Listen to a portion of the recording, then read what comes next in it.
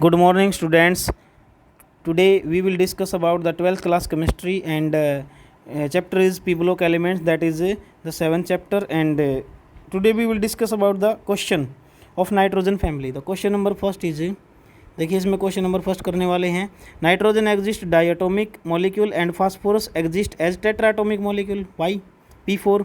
बताओ भाई, nitrogen N2 होता है जबकि फास्फोरस P2 यानी हमारा क्या होता है, फास्फोरस P4 होता है। ये सिंपल सी बात है क्योंकि नाइट्रोजन के अंदर ट्रिपल बॉन्ड होता है और फास्फोरस के अंदर क्या है, सिंगल बॉन्ड से एक फास्फोरस के 4 मॉलिक्यूल जुड़े होते हैं हमारे। मेन रीज़न तो यही है, बट आपको इसमें पढ़वा देता हूँ मैं क्या आंसर है।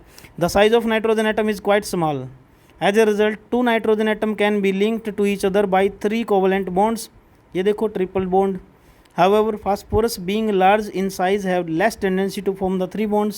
Therefore, phosphorus atom completes its octet by sharing its valence electron with the 3 other phosphorus। मैंने बताया था अभी आपको, सिंगल बॉन्ड से जुड़ा होता है फास्फोरस, हमारा इस टाइप में जुड़ा होता है सिंगल बॉन्ड से, बीच में भी हो सकता है एक फास्फोरस। ठीक है, ये था इसका आंसर।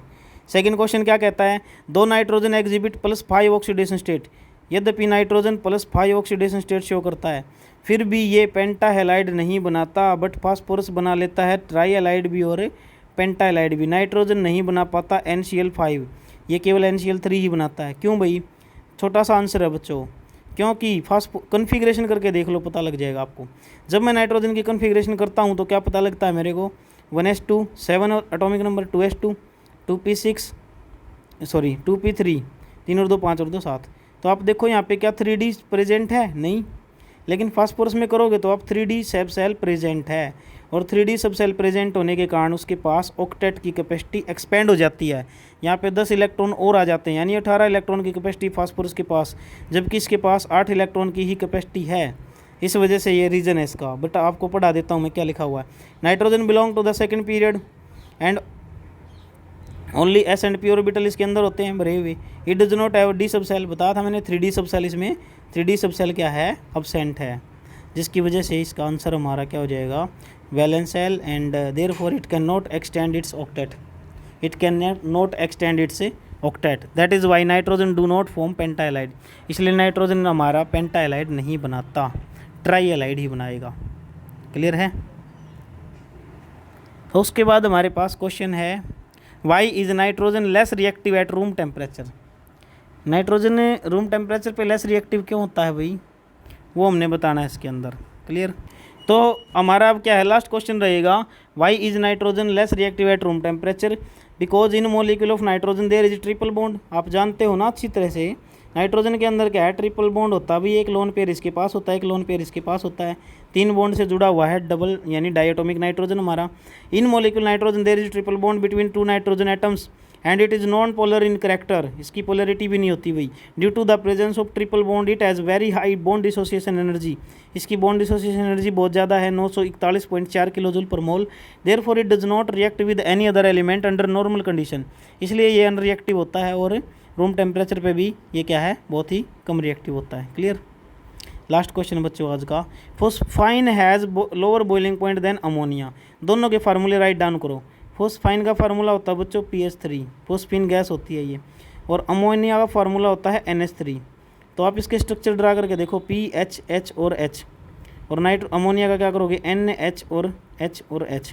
तो देखो यहाँ पे ये क्या है, इसका बॉइलिंग पॉइंट कम क्यों है, इनका आंसर क्या होता है, देखो जब भी हाइड्रोजन बॉन्डिंग होगी, देखो यहाँ पे क्या है, हाइड्रोजन बॉन्डिंग प्रेजेंट है। अमोनिया के केस में NH से जुड़ा हुआ है हाइड्रोजन बॉन्डिंग, इसको बोलते हैं हाइड्रोजन बॉन्डिंग, इसके अंदर प्रेजेंट है, ये स्ट्रॉन्ग बॉन्डिंग होती है, तो इसको तोड़ने के लिए ज़्यादा एनर्जी देनी पड़ेगी, तो बॉइलिंग पॉइंट इसका ज़्यादा हो गया है ना। बट मेरे पास PH3 है, तो इसमें नो हाइड्रोजन बॉन्डिंग, सो इसके लिए मेरे को क्या है, लो इसका बॉइलिंग पॉइंट होगा। तो कैसे पता लगेगा बच्चों हाइड्रोजन बॉन्डिंग का आपको, देखो जब भी फ़ोन के साथ हाइड्रोजन जुड़ा हुआ, फ़ोन FON, इनमें से किसी के साथ भी अगर हाइड्रोजन जुड़ा हुआ है तो इसको बोलते हैं हाइड्रोजन बॉन्डिंग। तो यहाँ पे NH के साथ जुड़ा हुआ है, तो ये रूल लागू होता है। ठीक है, क्लियर? देखिए कुछ क्वेश्चन आगे करेंगे हम रिटर्न इसमें। SO2 is a gas where SeO2 is a solid at room temperature, क्योंकि आप ऊपर से नीचे जाओगे तो क्या है, because presence of p-pi bond and d-pi bond in SO2, so the forces of attraction weak हो जाते हैं, और SO2 हमारा गैस की तरह है, जबकि इसमें मल्टीपल बॉन्ड हैं और सॉलिड हो जाता है ये हमारा नीचे वाला। उसके बाद मैं बताऊँ reactivity. All oxide whether di और tri are acidic in nature. Non metallic oxide तो बच्चों एसिडिक होते हैं, डाई और ट्राई हो चाहे, ठीक है।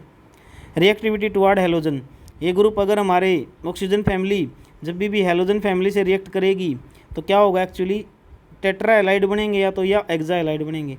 देखो SF4 बन गया टेट्रा हेलाइड, इसको सल्फर टेट्रा फ्लोराइड बोलते हैं, और SF6 बन गया मेरा सल्फर एक्सा फ्लोराइड। क्लियर। तो यहाँ पे देखो साइज स्टेबिलिटी बढ़ती है हमारी, सिंपल सी बात है भाई। तो due to increasing size stability decrease, ठीक है। SF4 गैस है, SeF4 हमारा लिक्विड है, TE4 हमारा सॉलिड है। तो ये लार्ज साइज़ के कारण अट्रैक्शन भी बढ़ते जाएंगे, वेंडर वाले बढ़ते जाएंगे नीचे की तरफ।